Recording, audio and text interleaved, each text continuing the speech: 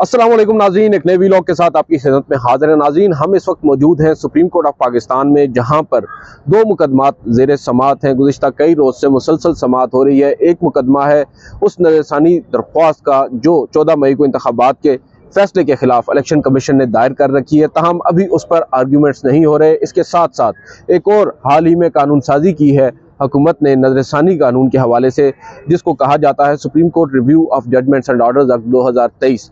उसके अगेंस्ट मुतअद्दिद दरख्वास्तें आई हैं, उन पर समाअत हो रही है। अटॉर्नी जनरल ने आज भी अपने दलाइल को जारी रखा है, मगर आज की जो समाअत थी वो काफ़ी हद तक आप कह सकते हैं कि हंगामा खेज थी। और इस समाअत के दौरान हमें कम से कम ये नज़र आया है कि हुकूमत को अब लेने के देने पड़ गए हैं, और जो जाल हुकूमत ने बनाया था उस जाल में वो खुद ही फंसती जा रही है। जस्टिस मुनीब अख्तर की जानिब से आज बड़े ही आप कह सकते हैं कि मुदल्लल किस्म के सवालात सामने आए हैं, और अटॉर्नी जनरल जो हैं उनके उन सवालात में कुछ उलझा से गए, और उनको समझ नहीं आ रही थी कि किस तरह अदालत को यहाँ पर वो कायल करें। वो कि उनकी एक ही जॉब है इस वक्त अदालत को इस कानून के हक़ में कायल करना, जो कि आज वो काफ़ी हद तक उसमें आप कह सकते हैं कि नाकाम नज़र आए हैं। मगर अभी दलाइल होना मज़ीद बाकी हैं। पीर के रोज़ तक मामला गया है। आपको आज की समाअत का कुछ अहवाल बताते हैं। समाअत का जो ही आगाज़ हुआ तो इलेक्शन कमीशन के जो वकील हैं, जो नज़रसानी केस में अपने आर्गूमेंट्स देना चाहते हैं, उन्होंने अदालत से कहा कि मैं 10 मिनट अदालत की मुआवनत करना चाहता हूं। तो चीफ जस्टिस ने कहा कि हम आपको तो सुन ही नहीं रहे, ना ही आपका मुकदमा इस वक्त ज़ेर समाअत है। इस वक्त तो हालिया कानून साजी के खिलाफ दरख्वास्तों पर हम समाअत कर रहे हैं। आपको हम सिर्फ as a guest, as a मेहमान के तौर पर यहाँ पर बुलाते हैं, आप ऑब्जर्व करें, देखें, मगर अटॉर्नी जनरल को दलाइल मुकम्मल करने दें, उसके बाद फिर आपको भी सुन लेंगे। जो अटॉर्नी जनरल साहब हैं मंसूर उस्मान अवान, एक कॉम्पिटेंट लॉयर हैं, यंग लॉयर हैं, और वो आज भी अपनी तैयारी के साथ आए थे, और उन्होंने आज बताया कि जो कल सवालात जस्टिस मुनीब अख्तर, जस्टिस इजाज़ुल एहसन बिलखसूस की जानिब से रेज़ किए गए थे, उनके उन्होंने जवाबात देने की कोशिश की। और एक सवाल गुज़िश्ता रोज़ जस्टिस मुनीब अख्तर ने उठाया, आज वो उसी पर अदालत को कन्विंस करते आए कि जो रिलीफ है दोनों कवानीन के अंदर, अब यहाँ पर दो कवानीन हुकूमत ने बनाए हैं। एक है Supreme court procedure and practice act 2023, जिसको अदालत ने मुअत्तल कर रखा है एक अबूरी हुक्मनामे के नतीजे में, और दूसरा अब ये हालिया कानून है Review of Judgments and Orders Act 2023। अदालत ये कहती है कि इन दोनों कवानीन में ममासलत है, और जो रिलीफ दोनों कवानीन में दिया गया है उसमें भी ममासलत है, आइडेंटिकल है, और उस पर आज अदालत की मुआवनत करना चाहता हूँ। अटॉर्नी जनरल ने यह कहा। अटॉर्नी जनरल का जो एक आप कह सकते हैं कि एक वैलिड भी और जो ओनली एक उनका आर्ग्यूमेंट है इस पूरे केस के अंदर, वो ये कहते हैं कि हाई कोर्ट्स के अंदर, अगर मैं आपको वहाँ पर लेकर जाऊँ कि हाई कोर्ट्स जो हैं, जब एक मामला हाई कोर्ट टेकअप करती है तो उसके अगेंस्ट हाई कोर्ट में भी एक इंट्रा कोर्ट अपील होती है जो हाई कोर्ट ही सुनती है, और उसके बाद उस इंट्रा कोर्ट अपील का फैसला आने के बाद सुप्रीम कोर्ट में भी आया जाता है अपील की सूरत में। यानी 3 मुख्तलिफ रेमेडीज़ जो हैं, फोरम्स जो हैं इंसाफ के, वो प्रोवाइडेड हैं हाई कोर्ट से। जो भी शख्स यहाँ पर आता है, या इवन नीचे जब लोअर कोर्ट से आता है, तो ऑब्वियसली फिर रेमेडीज़ मज़ीद बढ़ जाती हैं। उसके बरक्स सुप्रीम कोर्ट में जो रेमेडी है वो बिल्कुल महदूद है। सुप्रीम कोर्ट आइन के आर्टिकल 184(3) की यहाँ पर बात हो रही है, जिसके हवाले से ये कानून साजी की गई है। अगर आपको थोड़ा सा मैं ये बता दूं कि आइन का आर्टिकल 184(3) है क्या, आपको ये तो मालूम है कि ये मफाद आमा का एक आर्टिकल है, जिसके तहत मफाद आमा के मुकदमात जो हैं वो सुप्रीम कोर्ट में डायरेक्टली फाइल होते हैं, पिटिशंस फाइल होती हैं, उनको कॉन्स्टिट्यूशन पिटिशंस कहा जाता है, या जो सो मोटो अज खुद नोटिस सुप्रीम कोर्ट लेती है वो भी आर्टिकल 184(3) के तहत लेती है। और जो 184(3) है, ये बेसिकली सुप्रीम कोर्ट की ओरिजिनल जुरिस्डिक्शन है, ये किसी और कोर्ट के पास इख्तियार नहीं हासिल। 184(3) के तहत सिर्फ सुप्रीम कोर्ट में ही पिटिशन फाइल होती हैं। अब यहाँ पर जो अटॉर्नी जनरल हैं, उन्होंने अपना जो नया कानून है जिसमें उन्होंने ये कहा है कि 184(3) के तहत जो नजरसानी है उसको अब अपील की तर्ज पर सुना जाए।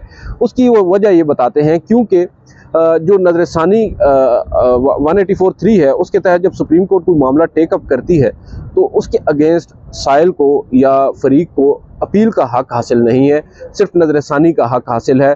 और ये पहला अदालती फोरम है और आखिरी भी अदालती फोरम यही है। लिहाजा जो रेमेडीज़ हाई कोर्ट से यहाँ पर आने वाले शख्स को 3 मुख्तलिफ रेमेडीज़ मिलती हैं, उसको मौके मिलते हैं अपना फ़ैसला करवाने के हवाले से, यहाँ पर उसके बरक्स सुप्रीम कोर्ट में सिर्फ एक ही मौका होता है और वो मेन केस की समाअत होता है और उसके बाद नज़रसानी होती है। और नज़रसानी में भी सिर्फ अदालत वही एक तो 3 रुकनी बेंच होता है या 4 रुकनी बेंच होता है या 5 रुकनी जिसने मरकज़ी फ़ैसला सुनाया होता है, और वही बेंच जो है दोबारा नज़रसानी केस में बैठता है। मुख्तलिफ नहीं होता बेंच, ना एक जज मुख्तलिफ होता है, वही जजेस सुनते हैं और सिर्फ एक नुक्ता होता है कि कहीं अदालती फैसले में जो 184(3) के तहत पहले दे दिया गया है उसमें कोई गलती तो नहीं, अदरवाइज उसमें कोई नया आप ग्राउंड भी नहीं ले सकते और री हेयरिंग तो कतन रिव्यू के अंदर नहीं हो सकती। इसकी मैं अमूमन एक मिसाल देता हूँ।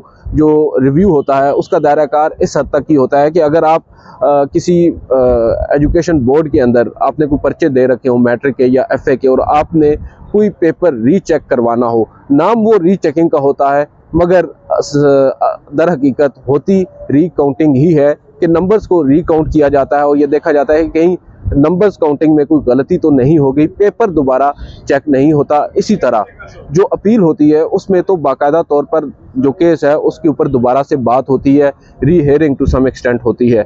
और जिस तरह की पहले मैंने मिसाल दी कि प्रॉपर तौर पर पेपर चेक होता है, यहाँ पर रिव्यू के अंदर सिर्फ और सिर्फ जो गिनती है यही होती है, या कोई गलती अगर फैसले के अंदर आ जाए तो उस गलती को दुरुस्त किया जाता है। इसके अलावा उसमें कोई रेमेडी दस्तयाब नहीं है। ये बेस है इस नए कानून की। अब इस कानून के गिर्द जो बेसिकली इस रीज़न के गिर्द ये कानून घूम रहा है और सुप्रीम कोर्ट में इस पर समाअत हो रही है।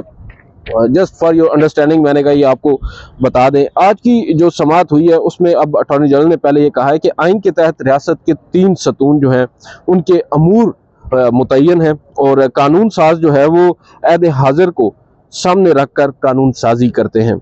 और ये जो एक बात उन्होंने कही है ये गुज़िश्ता रोज़ भी रेस किया गया था एक सवाल, और ये कहा गया था जस्टिस इजाज़ुल हसन और जस्टिस मुनीब अख्तर की जानिब से कि लेट्स सपोज कोई तब्दीली की जाती है लेकिन 10 या 20 साल के बाद हालात बदल जाते हैं तो फिर क्या होगा। तो उसका आज उन्होंने जवाब दिया है कि अहद हाजिर के साथ साथ जो कवानीन हैं उनको भी बदलना ज़रूरी होता है।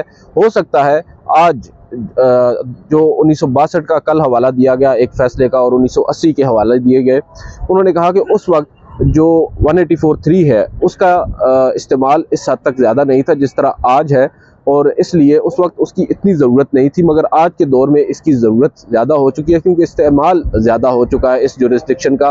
और हो सकता है आज से 20 साल के बाद फिर मामलात रिवर्स हो जाए और 184(3) का मामला जो है ज़्यादा टेक अप ना हो, तो शायद सुप्रीम कोर्ट उस वक्त दोबारा से इस मामले को रिव्यू तक लेकर जा सकती है। लेकिन मौजूदा हालात के अंदर अपील की सूरत में अपील की तर्ज पर रिव्यू को सुनना अब नागुज़ीर हो चुका है। वो ये कह रहे हैं कि इस नए कानून के मुताबिक जो इस वक्त सुप्रीम कोर्ट में चैलेंज्ड है, इस नए कानून के मुताबिक जो लार्जर बेंच होगा, लेट्स सपोज अगर मरकज़ी फ़ैसला 184(3) का 3 रुकनी बेंच ने सुनाया है तो उसके अगेंस्ट जब रिव्यू फाइल होगा जो कि अपील की तर्ज पर होगा इस कानून के तहत, तो उस पर 5 रुकनी लार्जर बेंच बनेगा और उस 5 रुकनी लार्जर बेंच में तमाम जजेस नए नहीं होंगे। वो 3 जजेस जिन्होंने पहला फैसला दिया होगा वो उस बेंच का हिस्सा होंगे। इस मौके पर एक बड़ा दिलचस्प वाक़या हुआ जब अटॉर्नी जनरल की जानिब से ये बात कही गई कि 3 जो जजेस पहले से मौजूद थे या जिन्होंने फैसला दिया था वो उस बेंच का हिस्सा होंगे, तो चीफ जस्टिस ऑफ पाकिस्तान आगे बढ़े माइक की तरफ और वो कुछ कहने लगे थे। उन्होंने कहा कि देखें असल बात ये है, यहाँ पर अभी वो पहुँचे ही थे कि जो जस्टिस इजाज़ुल हसन हैं वो फ़ौरन बोल पड़े। उन्होंने कहा कि noted, let's proceed to the next point, और चीफ जस्टिस खामोश हो गए। खैर इसके बाद यहाँ पर अटॉर्नी जनरल ये कह रहे हैं कि आइन का जो आर्टिकल 188 है वो सुप्रीम कोर्ट को अपने इख्तियारात वसी करने की इजाज़त भी देता है। जस्टिस मुनीब अख्तर ने एक बात बड़ी दिलचस्प की, उन्होंने कहा कि भारत में भी अपील और नज़रसानी की तफरीक को बरकरार रखा गया है। कई मामलात ऐसे हैं, यहाँ पर अटॉर्नी जनरल अब ये बात कर रहे हैं कि यहाँ पर इंतखाबात से मुतल्लिक या जो सियासी मामलात हैं उनमें कई ऐसे मामलात हमारे सामने आए हैं जिन्हें अदालत ने खुद अपील की तर्ज पर सुना है और सुनती भी है। चीफ जस्टिस ऑफ पाकिस्तान ये कहते हैं कि असल सवाल ये है कि क्या नज़रसानी को अपील का दर्जा दिया जा सकता है, और अगर ऐसा कुछ हो सकता है तो हमें उसके ग्राउंड्स, उसकी वजूहात भी बताएं। यहाँ पर चीफ जस्टिस ने कहा कि रिव्यू जो बिल्कुल, यहाँ पर वो ये कह रहे हैं कि रिव्यू जो है वो केस को दोबारा सुनना जो है, रिव्यू में केस को दोबारा सुनना बुनियादी असूल के मनाफी है, ये चीफ जस्टिस कह रहे हैं। और उन्होंने बार बार एक बात पर इसरार किया कि हम असल सवाल की तरफ नहीं आ रहे। नज़रसानी के स्कोप, नज़रसानी का जो दायराकार है या नज़रसानी का जो स्कोप है उसमें तोसी कहाँ तक की जा सकती है। एक मौका ऐसा आया आज दौरान समाअत के जो अटॉर्नी जनरल फॉर पाकिस्तान थे, वो जब बार बार ये बात कर रहे थे अपील की तर्ज पर सुनने का, तो जस्टिस मुनीब अख्तर ने आज अटॉर्नी जनरल को खुद ही उनके अपने जाल में ऐसे फंसाया कि उन्होंने कहा कि आपने देखें दो कवानीन बनाए हैं। एक कानून है Supreme Court Practice and Procedure Act 2023, दूसरा कानून है Supreme Court Review of Judgments and Orders Act 2023। अब दोनों कवानीन में मुद्दा एक ही है। नज़रसानी में आप ये कह रहे हैं कि स्कोप बढ़ाया जाए, ठीक है। जो पहला कानून है जिसको माइंड यू अदालत ने मुअत्तल कर रखा है, Supreme Court Practice and Procedure act, उसमें आप कहते हैं कि 184(3) के खिलाफ आप अपील दायर कर सकते हैं, यानी वहाँ पर आपने नज़रसानी को कतन ख़त्म करके अपील कर दिया है। जबकि ये जो दूसरा कानून है इसमें आप कह रहे हैं कि नज़रसानी अपील की तर्ज पर होगी। तो जस्टिस मुनीब अख्तर ने कहा कि ये इन इट सेल्फ कॉन्ट्राडिक्टरी है, आप हमें इसमें बताएं। तो जो अटॉर्नी जनरल थे अब वो खुद यहाँ पर काफ़ी हद तक कंफ्यूज हमें तो नज़र आए कमरा अदालत के अंदर, बल्कि मेरे साथ उस वक्त जहाँ ज़ैब अब्बासी नियो टीवी से बैठे थे और मेरे अकब में बैठे थे नासिर इकबाल साहब डॉन से, और भी कुछ सहाफ़ी थे। तो हम सब भी आपस में यही गुफ्तगू कर रहे थे कि अटॉर्नी जनरल यहाँ पर आकर अब फंस से गए हैं और उनको जो एक आप कह सकते हैं कि अदालत ने खुद ही ट्रैप भी कर लिया है, और वो अब अपने उस बनाए गए कवानीन हैं उनको जस्टिफाई करना अब अटॉर्नी जनरल के लिए दुश्वार हो रहा है। क्योंकि अटॉर्नी जनरल आज की इस प्रोसीडिंग के अंदर बार बार इसरार कर रहे थे कि हम लोग अपील नहीं दे रहे, हम लोग अपील की तर्ज पर नज़रसानी दे रहे हैं, जबकि दूसरे कानून में वो खुद ही अपील दे चुके हैं। और अदालत ये कहती है कि आपने दो कवानीन एक साथ बना दिए हैं और दोनों ही सेल्फ कॉन्ट्राडिक्टरी हैं। यहाँ पर जो जस्टिस इजाजुल हसन है उन्होंने कहा कि आपका बुनियादी जो केस है वो ये है कि आपके दोनों कवानीन में ममासलत है।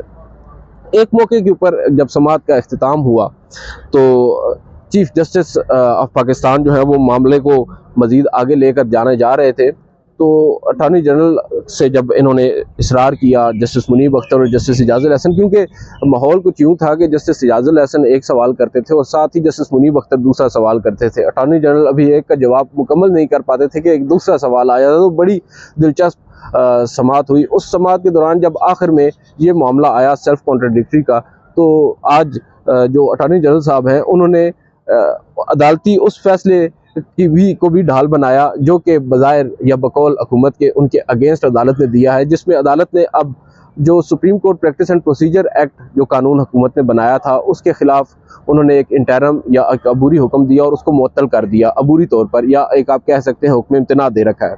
आज वो जो फैसला था जिसके अगेंस्ट हुकूमत यहाँ पर आई है, उस फैसले को आज अटॉर्नी जनरल ने अपनी ढाल बनाया। उन्होंने कहा कि देखिए इस वक्त सिर्फ एक ही कानून है, दूसरे को तो अदालत ने मुअत्तल कर रखा है, लिहाजा ये नहीं कहा जा सकता कि दोनों कवानीन जो हैं वो इन प्लेस हैं। इस वक्त एक ही कानून इन प्लेस है। चीफ जस्टिस ने बहरहाल आज समाअत के दौरान एक बड़ी दिलचस्प बात की। उन्होंने कहा कि देखिए हमें कोई एतराज़ नहीं है 184(3) के तहत रेमेडी प्रोवाइड करना, हम भी समझते हैं वक्त की ज़रूरत है, और जो रिव्यू है और अपील है इन दोनों का जो स्कोप है वो मुख्तलिफ है, यहाँ ही असल जो मसला है वो दरपेश है। उन्होंने कहा है कि हम वेलकम करेंगे आप कोई भी रेमेडी प्रोवाइड करें, लेकिन हम ये चाहते हैं कि आप जो कुछ भी करें मोहतात अंदाज में करें, केयरफुली करें, और हम तो आपको अटॉर्नी जनरल साहब ये कहेंगे कि आप भी उस कानून साजी का हिस्सा बने जो ये कानून साजी हो रही है, और क्योंकि हम ये चाहते हैं कि जो भी हो अच्छा हो। बहरहाल जब चीफ जस्टिस ने ये बात कही और उसके बाद उनकी मीडिया पर नज़र पड़ी तो उन्होंने फ़ौरन ये कह दिया कि मैं ये सिर्फ आपको कॉम्प्लीमेंट करने के लिए कह रहा हूँ, मेरा और कोई मतलब नहीं था, या उनका इशारा यहाँ पर चीफ जस्टिस के ज़रिए बुनियादी तौर पर मकसद ये था कि मेरा इशारा हुकूमत की लीगल टीम की तरफ नहीं था। अदालत ने अब मुकदमे की जो मज़ीद समाअत है वो पीर तक मुलतवी की है। पहले अटॉर्नी जनरल ने कहा कि पीर के रोज़ मैंने हाई कोर्ट भी जाना है, तो अगर मंगल को कर दें, तो चीफ जस्टिस ने कहा कि आपने सुबह जाना है, दोपहर को आ जाए, दोपहर को हम समाअत कर लेंगे। अब पीर तक अदालत ने समाअत मुलतवी की है। अटॉर्नी जनरल पीर के रोज़ भी उनके मुताबिक 45 मिनट तक अपने दलाइल देंगे और उनको कंक्लूड करेंगे। आज की इस वीडियो से इतना ही। आपसे अगली वीडियो मुलाकात करेंगे। इजाज़त दीजिए। अल्लाह हाफ़िज़।